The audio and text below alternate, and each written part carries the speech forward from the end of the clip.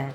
ठीक है, शुरुआत कर रहे हैं आज हम लोग कक्षा 12वीं के विद्युत रसायन चैप्टर का लेक्चर नंबर 9, जिसमें आज हम लोग पढ़ेंगे फिर से मानक हाइड्रोजन इलेक्ट्रोड एवं उसके अनुप्रयोग के बारे में। इसी के साथ हम लोग शुरुआत करेंगे सेल विभव क्या होता है और विद्युत रासायनिक श्रेणी एवं उनके क्या क्या अनुप्रयोग हो सकते हैं। ठीक है, तो सबसे पहले जब कल हम लोगों ने क्लास किया था तो हम लोगों ने बात किया था किसका, मानक हाइड्रोजन इलेक्ट्रोड का। एक बार फिर से रिवाइज करते हैं मानक हाइड्रोजन इलेक्ट्रोड को। मानक हाइड्रोजन इलेक्ट्रोड में ध्यान देना, एक मिनट। मानक हाइड्रोजन इलेक्ट्रोड बनाए थे, एक पात्र लिए थे, इस पात्र में 1 मोल क्या विलयन डाले थे हम लोग, HCl का विलयन। किसका विलयन डाले थे, HCl, 1 मोल HCl का विलयन डाले थे। इसमें फिर इसके बाद क्या किए थे, एक प्लेटिनम का क्या ले लिए थे, ठीक है, प्लेट लिए थे। प्लेटिनम का क्या लिए, प्लेट लिए। और ये जो प्लेटिनम का प्लेट था इसका संपर्क हम लोग किससे कर दिए, कॉपर के तार से। ठीक है, कॉपर के तार से इसका क्या कर दिया हम लोग, संपर्क कर दिए। कॉपर के, एक मिनट रुकना ना, कॉपर के तार से इसका क्या किए, संपर्क किए। कॉपर के तार से संपर्क करने के बाद, ठीक है, इसको हम लोग कांच की नली से, कांच की एक पतली नली से क्या कर दिए थे, ढक दिए थे। यहाँ तक क्लियर था सबको। इसके बाद ये जो पूरा उपकरण है, पूरे इस उपकरण को ही हम लोग क्या किए थे, एक परख नली से ढक दिए थे। किससे ढके थे, परख नली से। याद है कि नहीं, एक परख नली बना देते हैं, परख नली से इसको ढक दिए थे, एक परख नली से ढक दिए थे। और यहाँ पास क्या डाल दिए थे, हाइड्रोजन गैस के जाने के लिए रास्ता किए थे। यहाँ तक क्लियर है। इसके बाद इसमें हुआ क्या था, ध्यान दो। ठीक है, हाइड्रोजन गैस 1 atm दाब पर और 25 डिग्री सेंटीग्रेड ताप पर प्रवाहित किया गया था। जब ताप, ध्यान देना, और यहाँ पास ये ध्यान से समझो, विद्युत धारा, ठीक है, प्लस चार्ज और इधर डाल दिए थे क्या, माइनस चार्ज। यहाँ पास हाइड्रोजन गैस डालेंगे तो ये प्लेटिनम की प्लेट पर क्या हो जाएगा, अधिशोषित, और ये किसका इलेक्ट्रोड बन जाएगा, हाइड्रोजन का। इसके कारण इसमें ऑक्सीकरण और अपचयन विभव का मान आया, और जिसका मान स्वेच्छा से हम लोगों ने क्या मान लिया था, 0। यहाँ तक क्लियर था। ये हो गया था आपका कहानी किसका, मानक हाइड्रोजन इलेक्ट्रोड का। काम कैसे करते हैं इन सब के बारे में देख लेते हैं। अब क्या हुआ था, मानक हाइड्रोजन इलेक्ट्रोड बनाए क्यों थे, इसका उद्देश्य क्या था कि विभिन्न प्रकार के जब इलेक्ट्रोडों को लाया जाएगा तो उसका इलेक्ट्रोड विभव का क्या करना था, मापन करना था। जैसे कि कोई वैज्ञानिक आया और वो मेरे सामने क्या किया, ध्यान दो, मेरे सामने अतलंग करने लग गया। क्या अतलंग करने लग गया, ये देखो कॉपर सल्फेट का विलयन रखा है और उसमें किसका छड़, ध्यान देना, और कॉपर सल्फेट के विलयन में वो किसका छड़ डाल दिया, कॉपर का, और बोला कि इसका इलेक्ट्रोड विभव का मान बताओ। ठीक है, वैसे ही मान लो क्या किया, जिंक सल्फेट का विलयन लिया और उसमें किसका छड़ डाल दिया, जिंक का, और बोलेगा किसके इलेक्ट्रोड विभव का मान बताओ। तो हमको कुछ नहीं करना है, ये जो, ध्यान देना, ये जो अर्ध सेल बना करके लाया है, इस अर्ध सेल को मानक हाइड्रोजन इलेक्ट्रोड के साथ जोड़ना है और बीच में क्या लगा देना है, गैल्वेनोमीटर। और इसमें जो विभव का मान आएगा, इसमें जो विभव का मान आएगा इसके अकॉर्डिंग हमको पता चल जाएगा, क्योंकि इसका मान क्या है, स्वेच्छा से 0 माने हैं, तो इसका जो भी मान आएगा, इसका जो भी मान आएगा वो इसका इलेक्ट्रोड विभव का मान होगा। क्लियर है। तो आज हम लोग पढ़ रहे हैं मानक हाइड्रोजन इलेक्ट्रोड, कल पढ़ चुके थे, रिवाइज कर दिए। अब हम लोग पढ़ेंगे मानक हाइड्रोजन इलेक्ट्रोड के अनुप्रयोग। क्या पढ़ेंगे, मानक हाइड्रोजन इलेक्ट्रोड के अनुप्रयोग। चलो हेडिंग डालो, मानक हाइड्रोजन इलेक्ट्रोड के अनुप्रयोग। ठीक है, मैं बार बार ध्यान देना ना,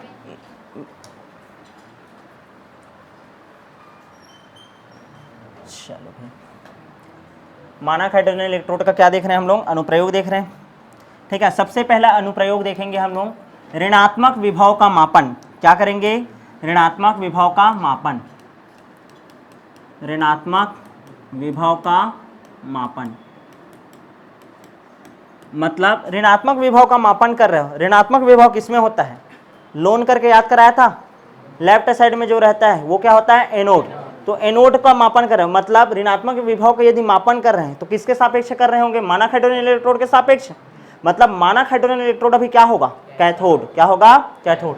तो कोष्टक में लिख सकते हो मानक हाइड्रोजन इलेक्ट्रोड का, मानक हाइड्रोजन इलेक्ट्रोड का किस रूप में उपयोग, कैथोड के रूप में उपयोग, कैथोड के रूप में उपयोग, कैथोड के रूप में क्या कर रहे हैं, उपयोग। ऐसे करके भी हेडिंग आ सकता है। अच्छा, मानक हाइड्रोजन इलेक्ट्रोड के सापेक्ष जिसका ऋणात्मक विभव का मापन कर रहा है उसका क्या हो रहा है, ऑक्सीकरण। क्या हो रहा है, ऑक्सीकरण। तो इसका अनुप्रयोग को और क्या लिख सकते हो, मानक हाइड्रोजन इलेक्ट्रोड के सापेक्ष ऑक्सीकरण विभव का मापन। इसके सापेक्ष क्या निकाल रहे हो तुम, इसका ऑक्सीकरण विभव। समझ आ रहा है कि नहीं, लेफ्ट साइड होता है वो एनोड होता है, उसका ऑक्सीडेशन होता है, वो नेगेटिव होता है, नेगेटिव है तो ऋणात्मक विभव बोला, या फिर एनोड का मापन कर रहे हो, या तो फिर क्या लिख सकते हो, ऑक्सीकरण विभव का मापन। मानक हाइड्रोजन इलेक्ट्रोड के सापेक्ष ऑक्सीकरण विभव का मापन। हेडिंग क्या लिख सकते हो, मानक हाइड्रोजन इलेक्ट्रोड के सापेक्ष किसका मापन, ऑक्सीकरण विभव का मापन, ऑक्सीकरण विभव का मापन। अब इस साल 2024 में ऐसा ही क्वेश्चन आया था। क्या क्वेश्चन आया था, मानक हाइड्रोजन इलेक्ट्रोड के सापेक्ष जिसका ऑक्सीकरण होता है, ठीक है, उस इलेक्ट्रोड का सचित्र वर्णन कीजिए। अब इसमें कई लोग घूम गए, समझ आ रहे हैं ना, तो एकदम आसानी से बनाना है। चलो शुरुआत करें क्या, सबसे पहले तो हम लोग क्या बनाएंगे, मानक हाइड्रोजन इलेक्ट्रोड, ठीक है, मानक हाइड्रोजन इलेक्ट्रोड बनाते हैं। ये पहले तो लेंगे एक पात्र, इस पात्र में क्या डालेंगे जी हम लोग, एक परख नली, क्या लगा दिए, परख नली, ये परख नली लग गया। इस पात्र में ध्यान देना ना, इस पात्र में क्या रहेगा, एक प्लेटिनम रहेगा, ध्यान दो, प्लेटिनम का पन्नी रहेगा। प्लेटिनम के पन्नी को किसके तार से जोड़ेंगे जी, कॉपर के तार से। किसके तार से, कॉपर के तार से, ठीक है, कॉपर के तार से जोड़ दिए। कॉपर का तार जो था इसको भी हम लोग क्या कर देंगे, कवर कर देंगे, किससे, कांच के नली से, कांच की नली से इसको क्या कर दिए, कवर कर दिए। यहाँ तक क्लियर है। इसमें फिर क्या डाले, 1 मोल HCl का विलयन, पूरा लिखना पड़ेगा ना, यहाँ पास क्या डाले हो, 1 मोल HCl, पूरा लिखो। ये क्या है, प्लेटिनम का पन्नी, प्लेटिनम की पन्नी। उसके बाद ये क्या है, कॉपर का तार, ये क्या है, परख नली। क्लियर है। यहाँ पास कौन से गैस को प्रवेश करा रहे हो तुम लोग, हाइड्रोजन गैस। और कैसा है कंडीशन, 1 atm दाब और 25 डिग्री सेंटीग्रेड ताप। यहाँ तक क्लियर है, ये हो गया। अब इसको क्या बनाया हो तुम लोग, अभी कैथोड बनाया हो। कैथोड बनाया हो तो कौन सी साइड में रहेगा, राइट साइड में। अब जो दूसरा उपकरण बनेगा वो क्या रहेगा तुम्हारा, एनोड। एनोड किधर रहता है, लेफ्ट साइड में। चलो एनोड बनाते हैं भाई, एनोड बना रहे हो। हम लोग क्या लेंगे, ध्यान देना ना, एनोड लेंगे और उसका उसी का जिस विलयन लेंगे उसका ही क्या लेंगे, छड़। जैसे यहाँ पास किसका विलयन ले लिया हम लोग, जिंक सल्फेट का विलयन ले लिया, तो किसका छड़ रहेगा इसमें, जिंक का। क्लियर है, किसका छड़ हो गया, जिंक का। अच्छा यहाँ पास ध्यान दो, यहाँ पास से भी ये तार निकला, इसका संपर्क कर दिए इससे, और यहाँ पास क्या लगा देंगे, गैल्वेनोमीटर। क्लियर है, चलो एक गैल्वेनोमीटर लगा दिए यहाँ पास, धारा मापी जी, कुंजी की लगा सकते हैं भाई। क्लियर है, ये ऐसे मिटा देते हैं इसको, ठीक है, ये कुंजी, ये ऐसे बना दिए। ये क्या है, कुंजी के, ये कुंजी के हो गया। यहाँ तक समझ आया। ZnSO4 है, जिंक है, जिंक अपना इलेक्ट्रॉन त्यागेगा, Zn2+ में कन्वर्ट होगा, 2 इलेक्ट्रॉन यहाँ छोड़ दिया है। इलेक्ट्रॉन इधर गति करेगा, जब इलेक्ट्रॉन इधर गति करेगा तो धारा कहाँ गति करेगा, उल्टा, कहाँ गति करेगा, उल्टा। यहाँ तक क्लियर है कि नहीं, चित्रानुसार ध्यान देना। लेफ्ट साइड में हम लोग क्या बनाए हैं, एनोड, और इस साइड क्या बना दिए, कैथोड। मानक हाइड्रोजन इलेक्ट्रोड का किस रूप में उपयोग हो रहा है, कैथोड के रूप में। अब ध्यान देना, मानक हाइड्रोजन इलेक्ट्रोड के सापेक्ष जिसका ऑक्सीकरण होता है, जिसका ऑक्सीकरण होता है। अब ऑक्सीकरण हो रहा है किसका, जिंक का, तो जिंक का जब ऑक्सीकरण होगा तो Zn से किस में कन्वर्ट होगा, Zn2+ में। और इसका खुद का क्या हो रहा, अपचयन, मतलब ये 2H+ से 2 इलेक्ट्रॉन ग्रहण करेगा, इधर से जो 2 इलेक्ट्रॉन निकल रहा है, Zn से Zn2+ बना 2 इलेक्ट्रॉन निकल रहा है, ये 2 इलेक्ट्रॉन आगे गया होगा और 2H+ को 2 इलेक्ट्रॉन दिया होगा, किस में कन्वर्ट हो गया, फिर से H2 में। किस में कन्वर्ट हुआ होगा, H2 में। तो प्रथम अर्धशील समीकरण क्या होगा, Zn से Zn2+, ये प्रथम अर्धशील समीकरण हुआ। और इसके लिए क्या हो जाएगा, 2H+ से H2, क्या हुआ होगा, 2H+ से H2। तो पूर्णशील समीकरण क्या होगा इसका, पूर्णशील समीकरण बताओ, पूर्णशील समीकरण क्या होगा, Zn से Zn2+, डबल डैश, फिर 2H+ से H2। क्लियर है। चूंकि इसके विभव का मान क्या होता है, 0, तो इसका जो मान होगा वही इसका आ गया, तो इसका जो मान आता है कितना आता है, -0.76 वोल्ट। कितना आता है, -0.76 वोल्ट। तो क्या बोल सकते हो, मानक हाइड्रोजन इलेक्ट्रोड के सापेक्ष जिसका ऑक्सीकरण होता है उसका विभव का मान ऋणात्मक आता है। क्या आता है? ऋणात्मक आता है। और कितना है? -0.76 वोल्ट। और चूंकि इसका विभव का मान ऋणात्मक आ रहा है, इसका मान क्या है? 0 है। इसका मान उपयोग एनोड के रूप में, सॉरी कैथोड, एनोड के रूप में कर रहे थे, इसका उपयोग कौन से रूप में हो रहा है? कैथोड के रूप में। यहाँ तक क्लियर है कि नहीं? और पूरा बनाना है ना तुमको, सेम टू सेम विद्युत रासायनिक सेल जैसे ही बनाया है ना, कोई भी अलग फर्क है क्या? नहीं। अब बताओ, विद्युत रासायनिक सेल यदि नहीं पढ़े रहते तो ये सब समझ आता क्या? नहीं। इस कारण पहले विद्युत रासायनिक सेल पढ़ना है, उसके बाद इसको पढ़ना रहता है। यहाँ तक क्लियर है? तो ये हो गया तुम्हारा पहला क्वेश्चन, ठीक है ना? ये हो गया हमारा पहला क्वेश्चन ना। ये क्लियर है कि नहीं? सबको बना लिए? ठीक है, फोटो ले लो जी इसका। क्लियर है ना? तुमको पूरा बनाना है। अच्छा, इसमें भी लवण सेतु लगाना है ना, और लवण सेतु लगाना पड़ेगा ना, समझ आ रहा है ना? लवण सेतु तुम लोग इसमें भी ऐड करना। क्लियर है? लवण सेतु ऐड कर लेना। ठीक, यहां तक समझ आया कि नहीं? यहां क्या हो रहा है? ऑक्सीकरण हो रहा है, और इधर क्या हो रहा है? अपचयन। क्योंकि ऑक्सीकरण हो रहा है, इस कारण किसका मापन हुआ है? ऑक्सीकरण विभव का। तो देखो, मानक हाइड्रोजन इलेक्ट्रोड के सापेक्ष, इसके सापेक्ष किसका मापन किए? ऑक्सीकरण विभव का। क्लियर है? समझ आया? क्वेश्चन क्लियर है?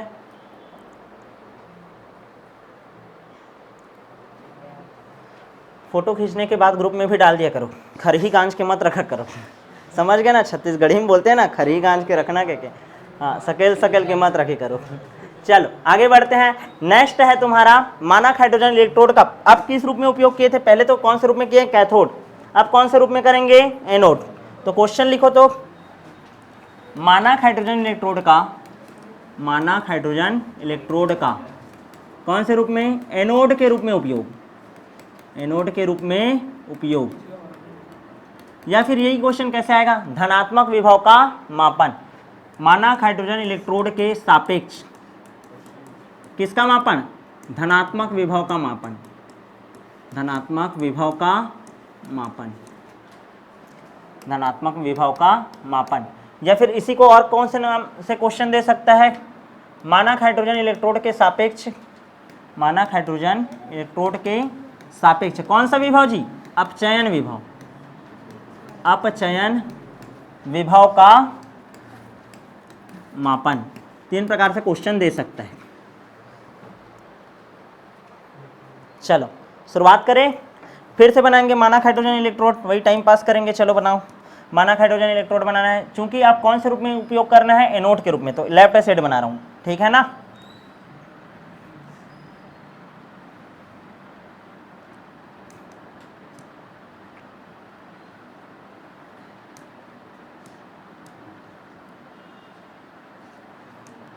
प्लेटिनम का क्या लेंगे? प्लेट लेंगे, ठीक है? प्लेटिनम का एक प्लेट ले लिए, और इस प्लेटिनम के प्लेट का संपर्क किससे कर देंगे? कॉपर के तार से। कॉपर का तार निकाल दो भैया, ये देखो इधर कर दे रहता हूँ आगे, ठीक है? और कॉपर के तार को ध्यान दें, कॉपर के तार को भी क्या करना है? कवर करना है किससे? कांच के नली से। ये कांच के नली से इसका हम लोग कर दे। यहाँ पास एक चीज़ मिसिंग किया हूँ, मैं छोड़ा हूँ, HG संधि तल। याद आया? मैं बोला था ना, मरकरी से डूबा हुआ तल रहता है, ठीक है? अब उतना लिखते रहूँगा तो टाइम लग जाएगा ना। अब लिखने का काम तुम लोग कर सकते हो। यहाँ पास क्या होगा जी? चलो बताओ भैया, बता देते हैं। 1 मोल HCl, 1 मोल HCl रहेगा। ये क्या है? प्लेटिनम की पन्नी है, की पन्नी है।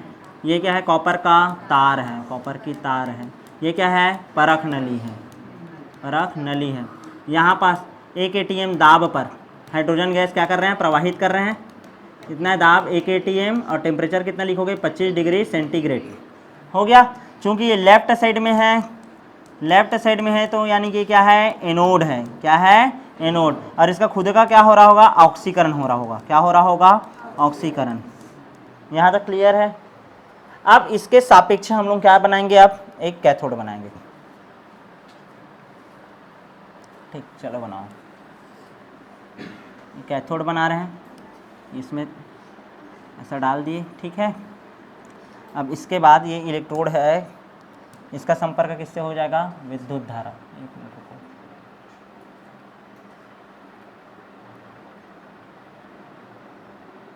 ठीक? कुंजी के लगा दिया यहाँ पास लगा देंगे हम लोग क्या, गैल्वेनोमीटर जी। यहाँ तक क्लियर है। किसका विलयन डालेंगे, कॉपर सल्फेट का विलयन डालेंगे। किसका छड़ डाल दिए, कॉपर का। किसका छड़ डाल दिए, कॉपर का। अच्छा, यहाँ पास फिर वही एक टाइम पास बनाना पड़ेगा तुमको, लवण सेतु। क्या बनाना है, लवण सेतु। चलो भाई बना ही देते हैं साथ ही साथ।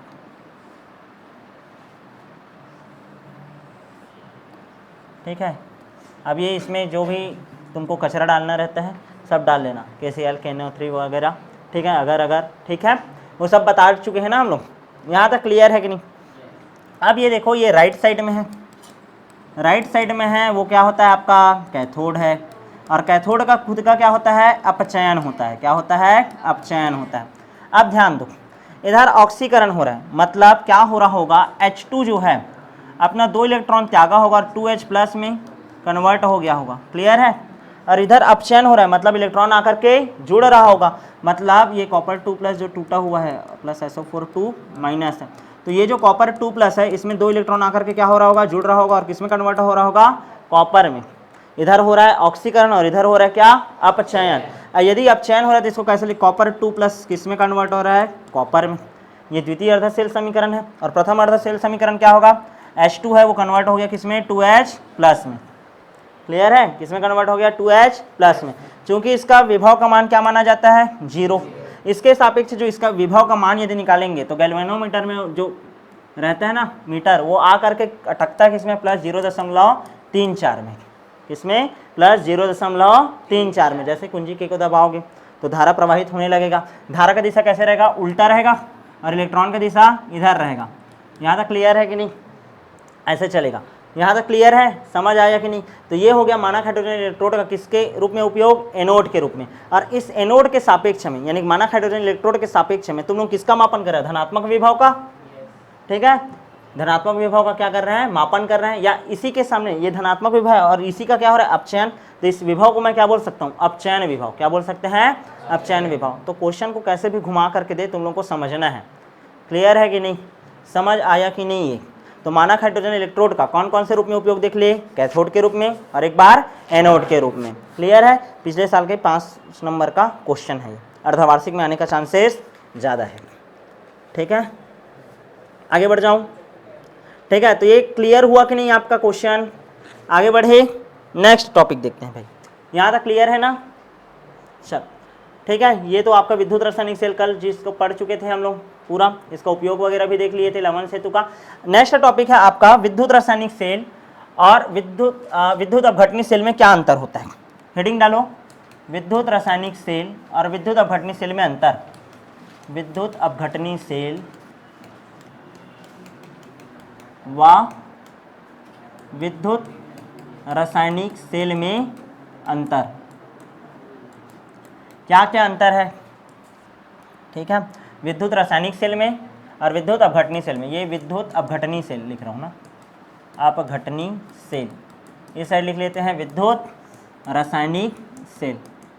100 बात का एक बात। पहला अंतर, विद्युत अपघटनी सेल में विद्युत ऊर्जा को किस में बदला जाता था, रासायनिक ऊर्जा। तो पहला तो लिख लोगे, विद्युत ऊर्जा को किस में बदलते हैं, रासायनिक ऊर्जा में। और इसमें क्या लिखोगे, रासायनिक ऊर्जा को किस में बदला जाता है, विद्युत ऊर्जा में। रासायनिक ऊर्जा को किस में बदलते हैं, इसमें विद्युत ऊर्जा में। दूसरा अंतर देखो, इसमें अस्वतः रेडॉक्स अभिक्रिया हो रहा है। मतलब रेडॉक्स अभिक्रिया तो होता है लेकिन अपने आप होता है क्या, नहीं। हम विद्युत ऊर्जा दे रहे हैं ना, हम विद्युत ऊर्जा देंगे तब जाकर के उसमें रेडॉक्स अभिक्रिया होगा। अस्वतः रेडॉक्स अभिक्रिया होता है, अस्वतः रेडॉक्स अभिक्रिया होता है। लेकिन इसमें स्वतः रेडॉक्स अभिक्रिया होता है। इसमें क्या होता है, स्वतः रेडॉक्स अभिक्रिया होता है। क्लियर है, दूसरा अंतर समझ आया कि नहीं। इसमें होता है अस्वतः रेडॉक्स अभिक्रिया और इसमें क्या होता है, स्वतः रेडॉक्स अभिक्रिया। अच्छा, तीसरा देखो, इसमें जो एनोड रहता है उसमें कौन सा चार्ज रहता है, प्लस। और कैथोड में कौन सा चार्ज रहता है, माइनस। जो तुम लोग बचपन से पढ़ रहे हो, तैहा जमाना से। लेकिन इसमें क्या पढ़े हो, एनोड जो रहता है उसका क्या होता है, ऑक्सीकरण। और ऑक्सीकरण होने के कारण उसमें कौन सा चार्ज रहता है, माइनस चार्ज। और जो कैथोड रहता है उसका क्या होता है, अपचयन। और उसमें कौन सा चार्ज रहता है, पॉजिटिव चार्ज। यानी कि ये बनाता है धन ध्रुव और ऋण ध्रुव। इसमें क्या होता है, ये ऋण ध्रुव और ये धन ध्रुव। यहाँ तक क्लियर है कि नहीं। अच्छा, दोनों के दोनों इलेक्ट्रोड एक ही विलयन में डूबे होते हैं। एक ही सेल बनाता था विद्युत अपघटनी सेल और दूसरे दोनों इलेक्ट्रोड को डुबाता था। इसमें एक प्रथम अर्ध सेल बनता है और एक द्वितीय अर्ध सेल, अलग अलग विलयन। क्लियर है? तो इसमें क्या लिखेंगे, दोनों इलेक्ट्रोड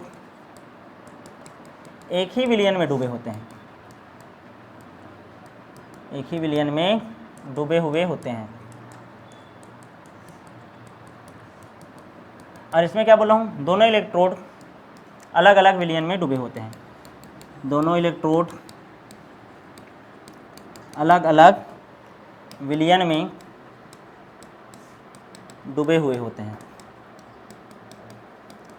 अंतर IMP है, इग्नोर मत कर देना, ठीक है? इस कारण पढ़ा रहा हूँ, लिख लिख करके बता रहा हूँ। पांचवा, इसमें लवन सेतु नाम का कोई चीज़ पढ़े थे क्या? नहीं, इसमें लवन सेतु नहीं होता, लवन सेतु नहीं होता, लेकिन इसमें लवन सेतु होता है। 5 नंबर का आएगा, 5 है अंतर, और एक्स्ट्रा तुम लोग देख सकते हो, ठीक है? एक आध दो देख लेना।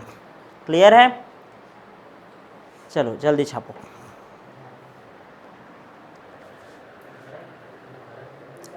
धारण गैल्वेनिक सेल, वोल्टिक सेल लिख दो ना यार उधर, इधर विद्युत अपघटनी सेल को विद्युत अपघटनी सेल करके ही लिख लेना, ठीक है? एक आध थूक देख लेना प्रबल विद्युत के अपघट्य के नाम में।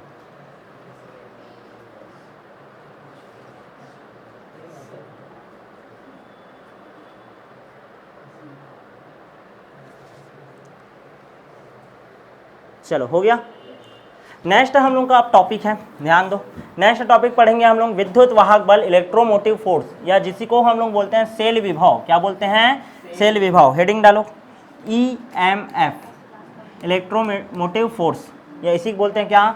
सेल विभव। क्या बोलते हैं? सेल विभव, या इसी को क्या बोलते हैं? विद्युत वाहक बल। क्या बोलते हैं? विद्युत वाहक बल। देखो, कोई भी विद्युत रासायनिक सेल है तो उसमें दोनों इलेक्ट्रोड के विभव का जो अंतर होता है, किसी विद्युत रासायनिक सेल में उपस्थित दोनों इलेक्ट्रोडों के विभव के अंतर को हम लोग क्या बोलते हैं? सेल विभव या विद्युत वाहक बल, यानी कि EMF बराबर, या इसी को लिखते हैं E of cell, E of cell. अरे नलायको इधर ध्यान दो, E ऑफ सेल बोलते हैं, ठीक है ना? विद्युत वाहक बल बराबर E cathode minus E anode. क्या करते हैं? E cathode minus E anode, यानी कि कैथोड का इलेक्ट्रोड विभव का मान माइनस एनोड के इलेक्ट्रोड विभव का मान, उसको जब निकालेंगे तो इसका मान को क्या बोलते हैं? Electromotive force. और याद रखना, जब सेल में विद्युत धारा नहीं बहता है तभी इसका मान निकाल सकते हैं, यदि धारा बहते रहेगा तो इसका मान निकाल नहीं सकते। और कभी भी यदि इसका मान 0 आए या क्या आए? ऋणात्मक आए, 0 आए या ऋणात्मक आए, ठीक है, तो कभी भी वो सेल बन नहीं सकता, यानी केवल पॉजिटिव रहेगा तभी सेल बनेगा, वरना नहीं बनेगा। मतलब दो इलेक्ट्रोड का कॉम्बिनेशन बनाओगे और उनका जब EMF निकालोगे तो यदि मान क्या आ गया? 0, या क्या आ गया? नेगेटिव आ गया, तो वो सेल बनता नहीं है, यानी दोनों का कॉम्बिनेशन करके सेल बना नहीं सकते। लेकिन पॉजिटिव आ रहा है मतलब वो सेल बन सकता है। यहाँ तक क्लियर है?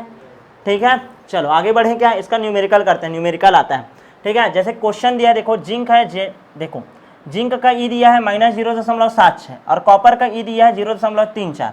अब हम लोग को ध्यान देना ना, कुछ चीज़ ट्रिक से जानना है, याद रखना है। सूत्र में EMF बराबर क्या किया हूँ मैं? E कैथोड माइनस क्या लिखा हूँ? E anode. जो सूत्र में बड़ा रहेगा उसको पहले लिखेंगे। देखो सूत्र में किसको लिखेंगे? जो बड़ा रहेगा उसको। बड़ा कौन है इन दोनों में?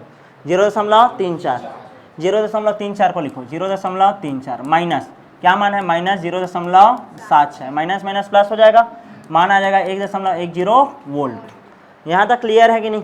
दिमाग में छाप के रखना, कैथोड है, कैथोड मतलब जिसका क्या होता है? अपचयन होता है। क्या होता है? अपचयन होता है।